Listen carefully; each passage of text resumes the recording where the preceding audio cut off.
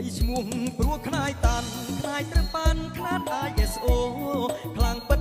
មិនមែនធរបងល្អគេពុកម៉ែ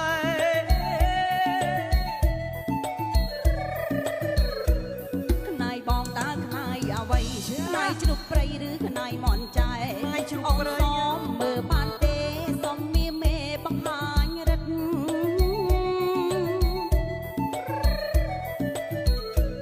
ខ្នាយខ្លាំហើយវាខ្លាំងអាចទៅតាំងគ្រប់ទីងងឹត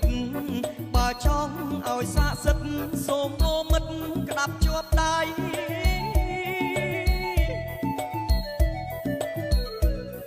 ្យអូនក្តាប់យ៉ាងម៉េចក្តាប់តិចតិចឬក៏ខ្លាំងថ្លៃខ្លាចតែគ្រួងចង្រៃខំបាលីស្រីទឹកភ្នែកត្រូវកាន់ខ្នាយឲ្យណែនកុំប្រឡែងហើយកុំស្រែកប្រយ័ត្នខ្នាយបងបែកបងទឹកភ្នែកហើយលេងល្បីឈ្មោះអូឡាណងខ្នាយបងល្អអស់គេមែនល្អបងគេមិនខ្លីវែងមិនវែងសាបងសងពូកែមែនគ្រូរាប់សែនណាំមិនហ៊ានក្បែរស្រីអូនចង់សុំទុកខ្ចីបងពី3ថ្ងៃបើអូនទិញបងលក់ទេមិនអាចលក់បានទេណាអូន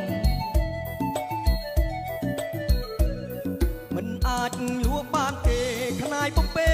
ពីតាយាយកូនសល់ដល់សពថ្ងៃលក់ឲ្យស្រីបានអីប្រើ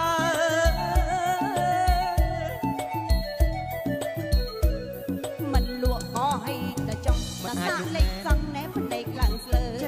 បើសិនជាបងក្រាន់បើខឹមសុំមើលទៀតបានតែអត់សុំក៏សុំកញ្ញយម៉ែ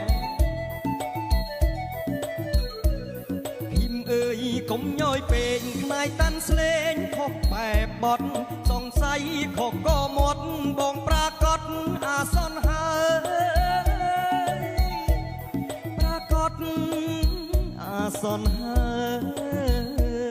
ប្រសិនអ្នកបកណៃបងតាន់នាងសុំអ្នកប្រកាន់បានទេបានថាជឿចង់អ្នកប្រុសមាសមេនាងកាន់អ្នកមិនឲ្យសឹករិលថ្ងៃក៏កាន់យប់ក៏កាន់ខ្នាយតាន់កាន់មិនចេះខ្ជិល